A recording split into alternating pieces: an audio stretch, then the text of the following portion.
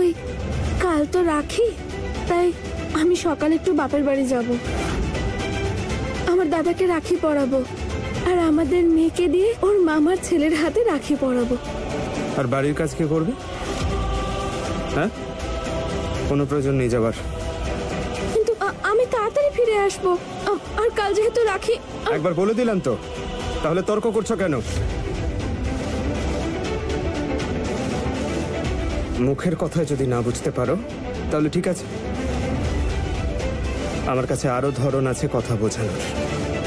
যেতে যখন না করেছি তখন যাবে না, বুঝেছো? আমার দাদাও আমার সাথে দেখা করতে চায় না, বলে দিয়েছে রাখি পরবে না। আর আমার মেয়েকে ওর দাদার হাতে রাখিও পরাতে দেবে না বলেছে। আর সেই জন্যই ও খুব কষ্ট পেয়েছে, খুব কাঁদছিল, তাই আমি ওর সাথে এখন দেখা করতে এসেছিলাম। কিন্তু আমি এটা বুঝতে পারছি না, তুমি তোমার মেয়েকে নিজের কাছে কেন রাখো না? কেন তোমরা দুজনে এত কষ্ট, এত যন্ত্রণা সহ্য করছো? কারণ ও একটা মেয়ে।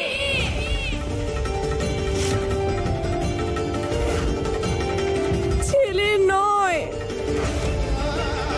আর এই কারণেই আমার মেয়ে আমার সঙ্গে ওই বাড়িতে থাকে না।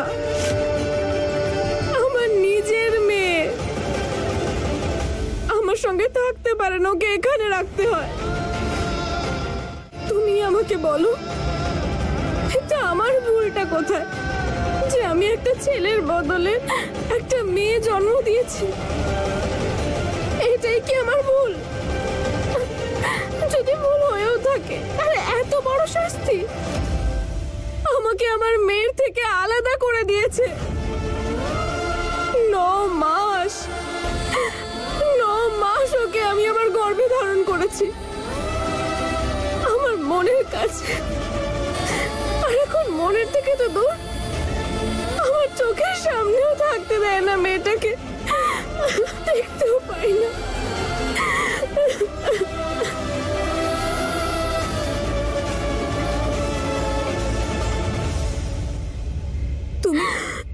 তুমি কেঁদো না দীপিকা দিদি, আমাকে বলো, কে তোমাকে শাস্তি দিচ্ছে? কে সে যে তোমাকে তোমার মেয়ের সঙ্গে থাকতে দিচ্ছে না? বলো আমাকে, কে সে যে তোমার মেয়েকে ওই বাড়িতে থাকতে দিচ্ছে না? বলো বলো দীপিকা দিদি। সোনা মা, আমার যদি সব অধিকার পেতে হয় ছেলে তো জন্ম দিতেই হবে, কারণ এই বাড়িতে মেয়ে সন্তানের কোনো জায়গাই নেই। মা বলেছে শোভন আরো নতুন বউয়ের বাচ্চা আসার আগে আমাদের একটা ছেলের জন্ম দিতে হবে, মানে হবে। কতটা খারাপ আমি তুমি জানো তো? তারপরেও নিজের চিন্তা করোনি, মেয়ের চিন্তাও করোনি।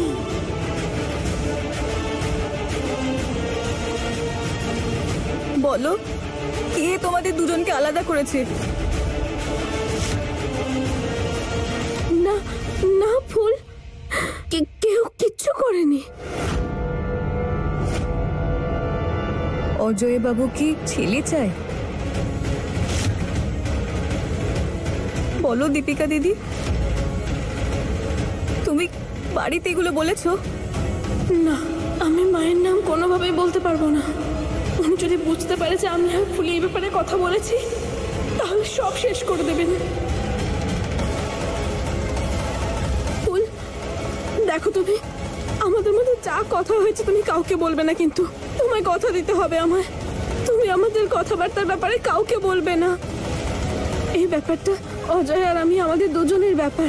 না দীপিকা দিদি, তুমি ওই বাচ্চাটার কথাটা তো ভাবো, যে নিজের মায়ের কাছে নেই, কি করে যে থাকছে ও একা একা। আর তার উপরে তোমার দাদা, যে কিনা তোমার মেয়ের আর তার ছেলের রাখির উৎসবে বাধা দিচ্ছে। জানি না কিভাবে রাখে ওরা তোমার মেয়েকে। তোমার মেয়েকে ওই বাড়িতে রাখতে চায় না, তাই না? না ফুল, এমন কিচ্ছু নয়। আর তোমাকে এটা কে বলেছে? আসলে আমাদের ভাই বোনের মধ্যে ঝগড়া হয়েছিল, তাই দাদা আমার উপরে রেগে আছে। আর আমার মেয়েটা এখানে খুব ভালো থাকে, খুব ভালো থাকে আমার মেয়েটা এখানে।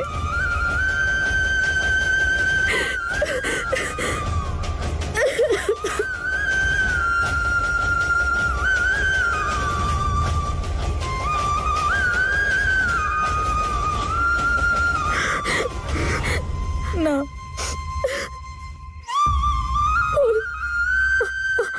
আমাদের এবার যেতে হবে।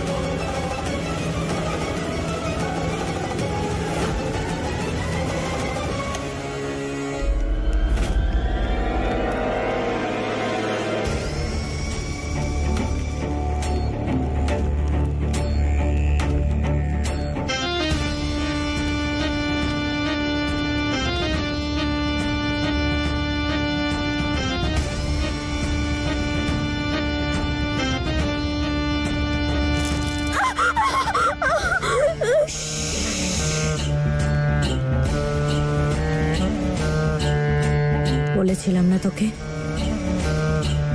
যতক্ষণ না ছেলের জন্ম দিবি কোনো পরিস্থিতিতে নিজের পরিবার না নিজের মেয়ের সাথে কোনো সম্পর্ক রাখবি না কথা বলবি। ধরে নেই জ্বলন্ত কয়লাগুলো তোর শিক্ষা আর শাস্তিও।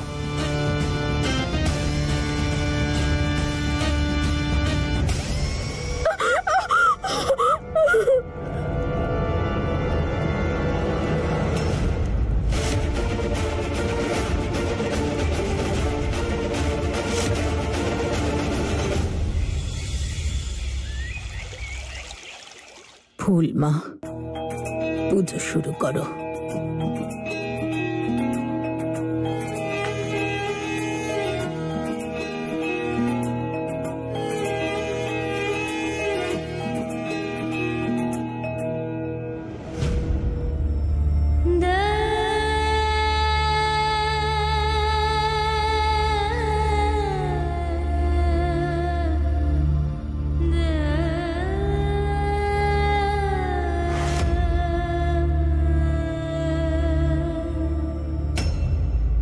দীপিকা দিদি, কি হয়েছে? তোমার কি পায়ে লেগেছে?